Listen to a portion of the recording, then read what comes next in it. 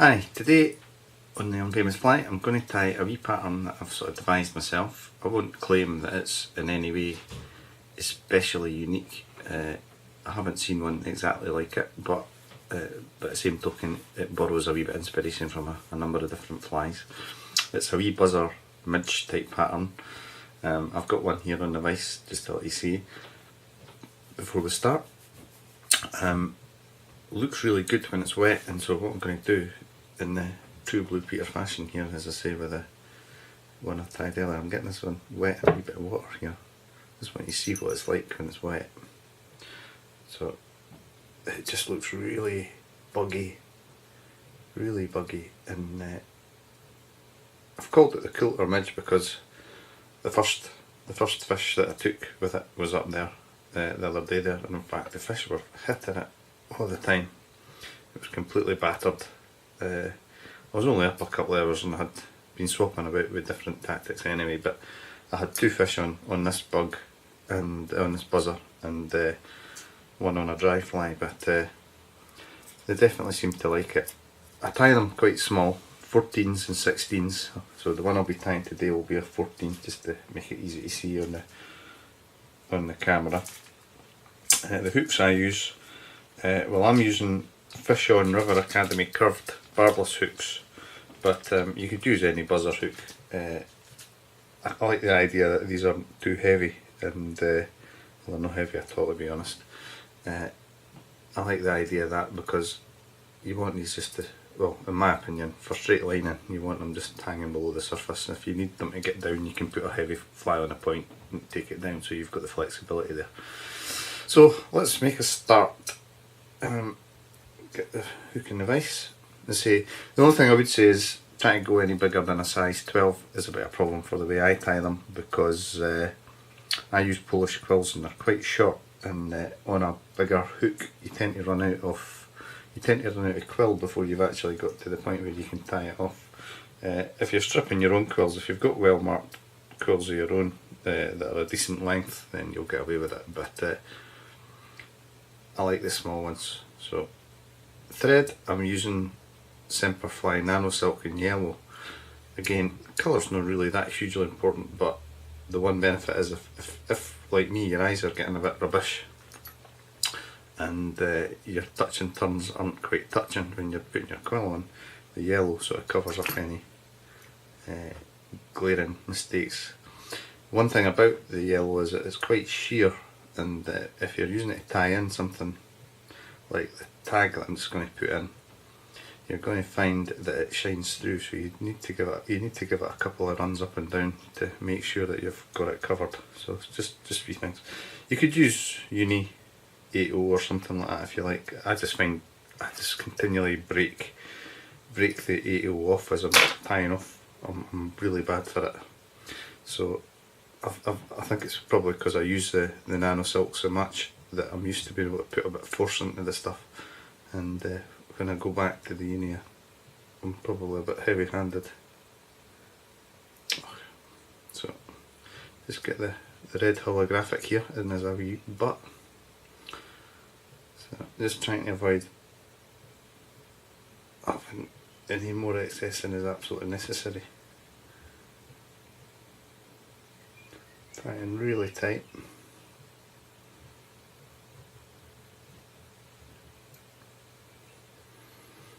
The other thing to be mindful of is your underbody. You want, if you're going to have anything, you want a slight taper so that the body of the fly is shaped the right way. So 2 or 3 turns of red hollow as a wee butt tag. Again, colour, that's my preference, red. I tend to think red's been used as a butt on flies forever, and better people than me have decided that it's the best colour, so why change what ain't broke? But for a wee bit of variety in the box, I would probably put, I've certainly done some with Pearl Mylar, which is a wee bit flash in the back. It looks quite nice, but you can use any colour of holographic you like, or any sort of wee bit of sparkle. I just think it just adds that wee bit of attraction to the fly, just something to catch the fish's eye as it moves through the water, just something that makes it want to take it. So I'm going to just tie a wee bit more underbody on. And as I say, your taper wants to be obviously getting broader as it comes up the towards the eye. So we'll just take it right down now. Cover that last wee bit hollow that's showing through that. Okay, so now we're going to tie in our Polish quill. Again, I'm using Fish On River Academy Polish quills here in olive. They're really nice, really nicely marked, but they are very short. And as a consequence of that, you don't have an awful lot of material to play with, and it's a bit fiddly, especially with my fingers trying to get it wrapped around the hook. Now, even just the breadth of that quill is enough to make the body of the fly a wee bit fatter at the bottom than you would want. So again, don't be afraid to build up the underbody to try and keep it as even or as tapered from the back end to the front as possible. What you didn't really want is a big bulbous backside on the fly. Okay, so now what we're going to do is, again, this is just a preference of mine, a wee bit of super glue on the thread underneath, and it just strengthens the body a wee bit, because quill is not the most robust material and it will get ripped and torn with a fish. So now start wrapping it up. Now, I'm trying to go for touch and turns, but as I say, my eyes aren't the best, and it's quite possible that my touch and turns won't be as touching as I would like them to be. I can only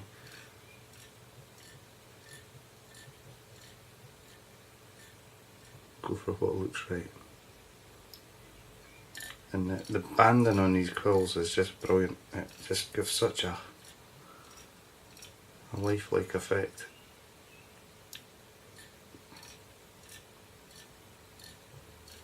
I believe nowadays there are synthetic quills you can get that have got quite strong marking. You can think you can get it on the spool. I haven't tried it yet, but I have seen it advertised. I can't remember who it was that sells it. I think it's Flybox.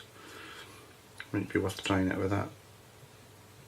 But there's just something so class about a Polish quill personally, I think. So just get that tied off. You're only coming up about 2/3 of the way, you don't need to take it all the way to the top. And that's your quill on. Now again, this is just a personal preference, you don't have to do this, it's entirely up to you, but again, just to strengthen the fly, a wee coat of epoxy or varnish if you want. I use Deer Creek, the fine Deer Creek resin. I think it's just brilliant stuff. It's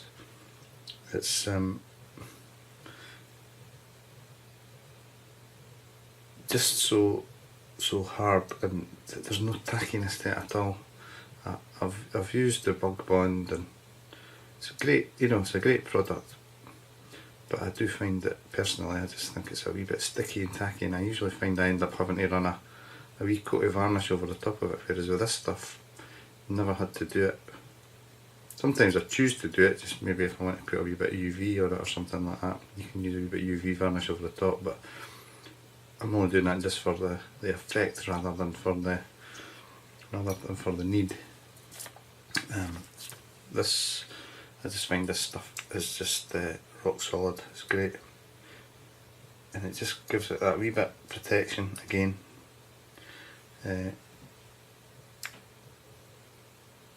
that make your fly last 2 or 3. The one that got battered the other day there when I was using them wasn't actually the body that was battered, it was the thorax and the hackle was just bedraggled, and the hook itself was slightly bent. It was great fun.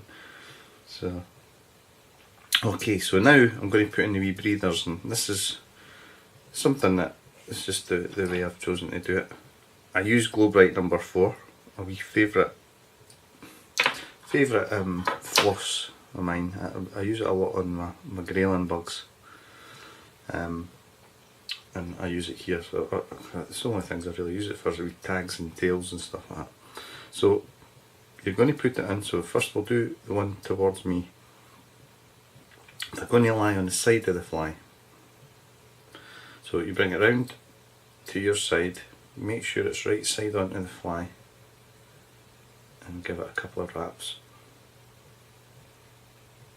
Keep it there on the side and lose the excess at the front.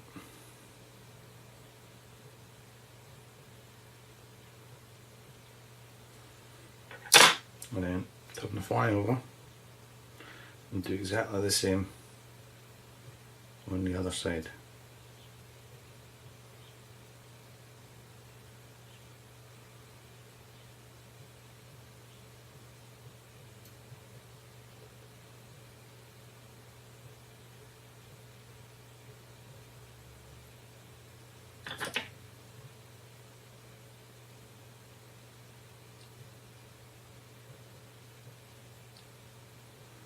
This is where my crap eyesight starts to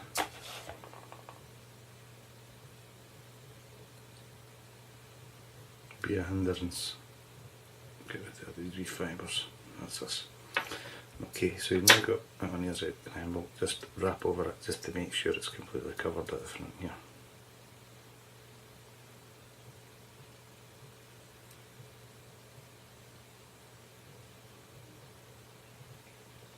Okay, so you've now got that sort of effect. You've got the two breathers one either side. Leave them like that just now.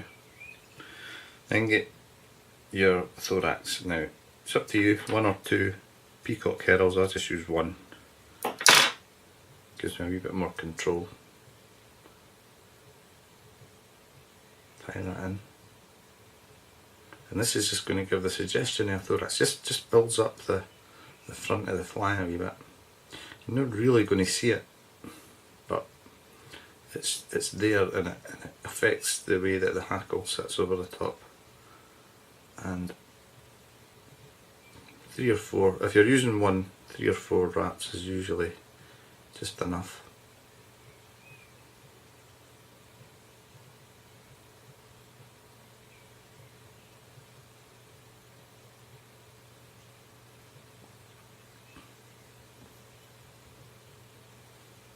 If you're using 2, probably find a couple of turns is enough. I've done it both ways. I'm coming out thinking that 1's the tidiest, and then do that off. So that's us there. Now, before you do any more, you want to cut these breathers back. So pull them back, bring your scissors in, just do wee tags like that, and that gives you just that nice wee bit on either side, just a wee red flash on either side, just shows there and no more. Again, you can change the colour of that. I have done them in white as well, with UV white. I can't really report on the if it makes a difference. The other day there I was just using this one in red, and it was good enough. And finally, to finish off, you want a webby sort of Indian hen hackle. Nothing expensive. This is the cheapest, nastiest thing that I've got lying about in my box. Tie it in.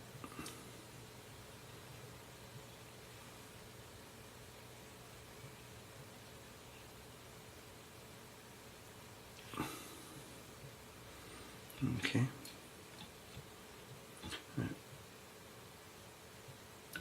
care of the excess. Give that another wrap. And you just want a couple of wraps. Now, the idea is you don't want it too sparse. A single turn's not enough. So what I tend to do is I give it 2 turns, but I fold back the hackle on itself as I'm going, or try to. So I'm getting a reasonable amount of fibres on the head here.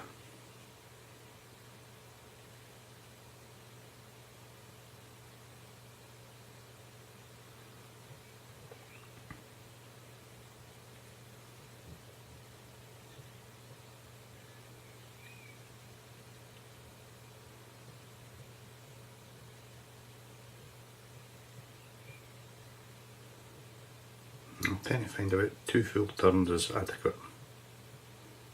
And then bring your thread up nice and tight just to get it through there without snagging anything. A couple of turns on there, and we can cut off the excess.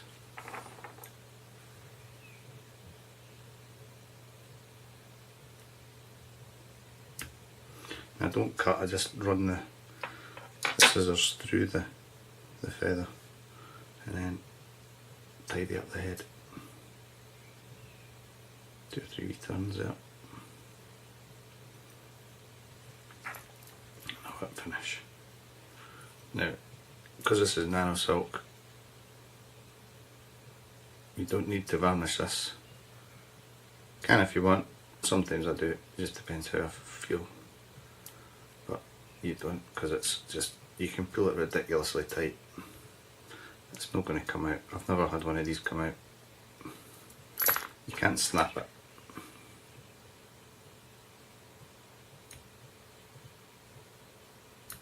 There you go. And that's it. The Coulter Midge. So I hope you enjoyed that. Hope you enjoy fishing it as much as I do. I think it just looks so buggy. And I hope you get a bit of success. Let me know if you have any luck with different colours or varieties. Certainly the quills you can get in other colours. I've just done it in the olive. I've also tried it in the golden olive. It looks much the same, I've got to be honest. But yeah, different coloured breathers, different coloured tags. I'm sure you could have a box full of different ones if it's a fly that they're on. But tight lines and enjoy tying it.